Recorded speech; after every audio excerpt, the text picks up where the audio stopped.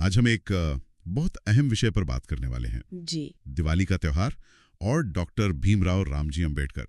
मतलब हम ये समझने की कोशिश करेंगे कि रोशनी का ये पर्व इतिहास में समाज के एक खास तबके के लिए कैसा था। हाँ, और इसमें बाबा साहब अंबेडकर की क्या भूमिका रही ये भी देखेंगे। बिल्कुल। और इसके लिए हमारे पास एक लेख है, अंबेडकर अंधकार पर ज्ञान का प्रकाश। हम इसी के कुछ हिस्सों पर आज गौर करेंगे। तो आज का कह सकते हैं मिशन ये है कि इस लेख से समझें कि पुराने वक्त में जब जाति पाति बहुत ज्यादा थी, तब दिवाली दलित समुदाय के लिए क्या मायने रखती थी और डॉक्टर अंबेडकर ने इसे कैसे देखा, कैसे बदला। हाँ, कैसे बदला।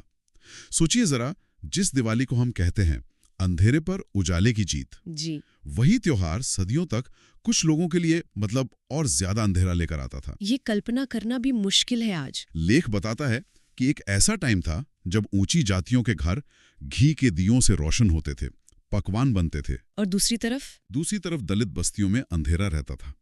उन्हें अपने घर के बाहर एक छोटा सा मिट्टी का दिया भी जलाने की इजाजत नहीं थी। हाँ, लेख में साफ लिखा है कि उन्हें कहा जाता था, तुम्हारे घर का उजाला ठीक नहीं है, अशुभ है। या फिर कि तुमने दिया जलाया तो गांव अपवित्र हो जाएगा। सोचिए, मतलब ये सिर्फ दिया जलाने से रोकना नहीं था, ये तो एक तरह से उनके होने को ही नकारना था। सही बात है। मिठाइयों की जगह, खुशियों की जगह भूख, फटकार, अपमान। लेख में जिक्र है कि गांव के किनारे जो उनकी बस्तियां होती थीं, वहां दिवाली की रातें और डरावनी लगती थीं। अलग थरग, अंधेरे में डूबी हुई, पानी अलग, रास्ते अलग, त्योहार मनाने का हक भी अलग, मतलब था ही नहीं। ये बातें सुन के ही रोंगटे खड़े हो जाते हैं कि त्योहार का दिन किसी के लिए इतना अपमानजनक कैसे हो सकता है। और लेख ये भी बताता है कि दिवाली के दिन जब ऊंची जाति वाले अपने घर साफ करते थे, तो दलितों को ही बुलाया जाता था उनका कचरा उठाने, सफाई करने। और इसे उनका धर्म या जातिगत काम बता दिया जाता था। हाँ, और यही तो उस पूरी व्यवस्था की मतलब क्रूरता दिखाता है। ये सिर्फ एक त्योहार की बात नहीं थी। नहीं, ये उस समय का जो सामाजिक ढांचा था, जिसे मनुवाद कहते हैं, मतलब मनुस्मृति पर आधारित ऊंच नीच वाली व्यवस्था। हाँ, छुआछूत वाली। उसका जीता जागता सबूत था। धर्म, परंपरा, संस्कृति के नाम पर इंसानियत को रौंदा जा रहा था, पवित्रता अपवित्रता की आड़ में। बिल्कुल। समाज के एक हिस्से को अशुद्ध मानकर उनके मामूली इंसानी हक भी छीन लिए गए थे।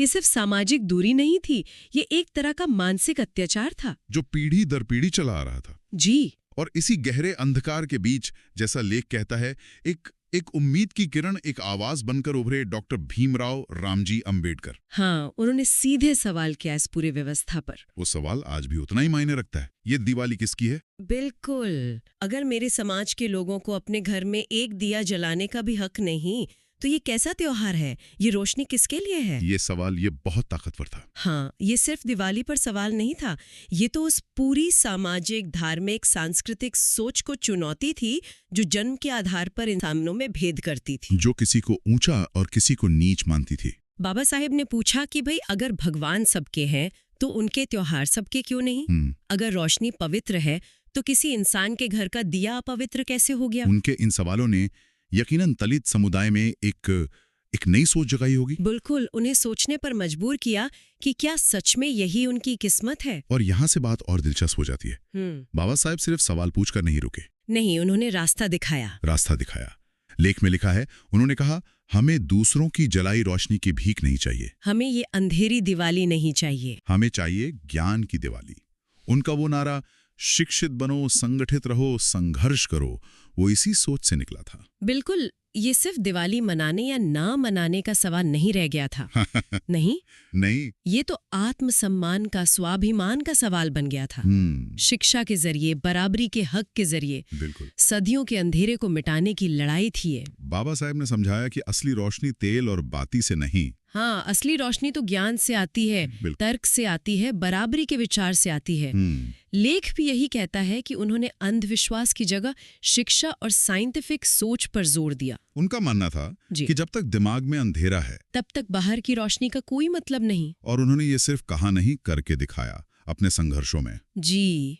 लेख हमें याद दिलाता है महाड़ सत्याग्रह की, वो तालाब से पानी पीने का संघर्ष। वो सिर्फ पानी का संघर्ष नहीं था, नहीं, वो इंसान होने के हक का संघर्ष था। सोचिए, जहाँ किसी के छूने से पानी अपवित्र हो जाए, वहां उसके घर का दिया कैसे पवित्र हो सकता था? बाबा साहेब ने उस तालाब के किनारे खड़े होकर सिर्फ पानी नहीं पिया, उन्होंने हजारों साल की उस सोच को सीधी चुनौती दी। सही कहा।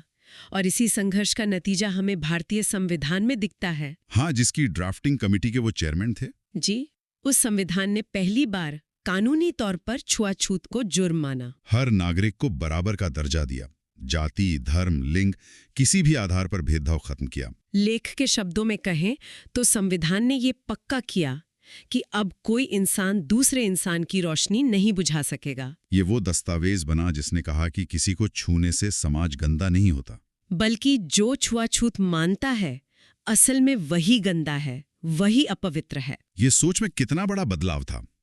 बाबा साहेब सिर्फ ऊपर ऊपर के बदलाव नहीं चाहते थे। नहीं, वो जड़ पर चोट कर रहे थे। लेख में जिक्र है कि उन्होंने समाज में फैली मनुवाद की गंदगी को साफ करने की बात की। वो दिमागी गुलामी तोड़ने की बात की, जिसने लोगों को यकीन दिला दिया था कि ऊंच नीच भगवान ने बनाई है। हाँ, मन के अंदर जो अंधेरा बैठा था उसे मिटाने पर सबसे ज्यादा जोर था उनका। और उन्होंने धार्मिक ढकोसलों पर भी सवाल उठाए। बिल्कुल। लेख बताता है कि उस जमाने में ऊंची जातियां घरों में लक्ष्मी पूजा करती थीं, धन की देवी को बुलाती थीं। लेकिन दलितों को मंदिरों में घुसने तक नहीं दिया जाता था। तो बाबा साहेब ने पूछा, जिस मंदिर में इंसान की कोई इज्जत नहीं, जहां इंसान को जानवर से भी बुरा समझा जाए, उस मंदिर की पूजा का क्या मतलब? उस देवी देवता का क्या मतलब?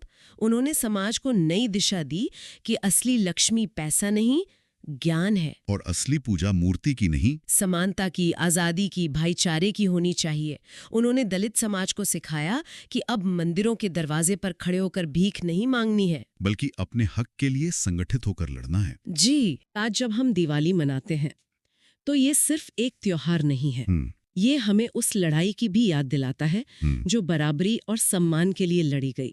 जैसा लेख में कहा गया है, आज अगर दलितों के घरों में भी दिए जल रहे हैं तो वो सिर्फ तेल और बाती से नहीं जल रहे, उनमें बाबा साहब की शिक्षाओं से मिला ज्ञान और स्वाभिमान का उजाला भी है। ये बहुत बड़ी बात है। अगर बाबा साहब का संघर्ष ना होता, उनका दिया संविधान ना होता, तो शायद आज भी लाखों लोगों के लिए दिवाली का मतलब वही पुराना अंधेरा होता, वही अपमान। उन्होंने समाज के सबसे निचले पायदान पर खड़े इंसान को वो रोशनी दी जिसका नाम है स्वाभिमान। और जैसा बाबा साहब ने कहा था और लेख भी कहता है, स्वाभिमान ही असली दीपक है जो कभी बुझता नहीं। पुरानी दिवाली में शायद उनके लिए जगह नहीं थी, लेकिन बाबा साहब के काम की वजह से आज की दिवाली में हर घर को रोशन होने का हक है, क्योंकि अब पहचान जन्म से नहीं कर्म से बननी चाहिए। संविधान तो यही कहता है। लेकिन सवाल यह है कि क्या यह संघर्ष पूरी तरह खत्म हो गया है? ये जरूरी सवाल है। लेख हमें ये सोचने पे मजबूर करता है कि क्या आज सच में हर घर तक की रोशनी पहुंच पाई है? मानना पड़ेगा कि नहीं। आज भी समाज के कई कोनों में कई तरीकों से जाति के नाम पर भेदभाव का अंधेरा बाकी है। हाँ, अखबारों में खबरें आती रहती हैं जो बताती हैं कि अन्याय और अत्याचार पूरी तरह खत्म नहीं हुआ है। और इसीलिए बाबा साहब का इतिहास, उनके विचार आज भी उतने ही जरूरी हैं, शायद पहले से भी ज्यादा। उनका ये कहना कि अंधेरे से लड़ने का सबसे बड़ा हथियार ज्ञान है, शिक्षा है, जागरूकता है, ये आज भी रास्ता दिखाता है। सच्ची दिवाली तो शायद तब होगी जब इस देश का हर बच्चा, चाहे वो कहीं से भी आता हो, खुद को बराबर और सम्मानित महसूस करे। जब किसी को उसकी जाति की वजह से नीचा ना देखना पड़े, हिंसा या अपमान झेल रहा है। तब तक शायद बाबा साहब की ज्ञान की दिवाली का सपना अधूरा है। बिल्कुल। ये वाकई एक गंभीर सवाल है और ये हमें सोचने पर मजबूर करता है कि आज के समय में हम बाबा साहब के विचारों की इस रोशनी को उन अंधेरे कोनों तक कैसे ले जा सकते हैं। उन दिलों में स्वाभिमान और बराबरी का उजाला कैसे भरें जो आज भी शायद बुझे हुए हैं। कैसे ये पक्का करें कि संविधान के अधिकार वो कागज से निकलकर जिंदगी में आए। और अंत में, जैसा हम हमेशा करते हैं, सुनने वालों के लिए एक विचार छोड़ जाते हैं। बाबा साहेब ने शिक्षा, समानता, न्याय और मानवता के दिए जलाने की बात की थी जी। क्या हम अपनी दिवाली को, अपने त्योहारों को सिर्फ रस्मों तक ही रखें या इन गहरे इंसानी मूल्यों के और करीब ला सकते हैं? सोचने वाली बात है। सोचिए, क्या हम इस दिवाली हर दिए को सिर्फ रोशनी के लिए ना जलाकर बाबा साहब की किसी एक सीख के नाम कर सकते हैं? जैसे एक दिया शिक्षा के नाम, एक बराबरी के नाम, एक न्याय के लिए लड़ने के जज्बे के नाम, एक पूरी इंसानियत के सम्मान के नाम। ये वाकई सोचने वाली बात है। विचारणीय है। जय भीम।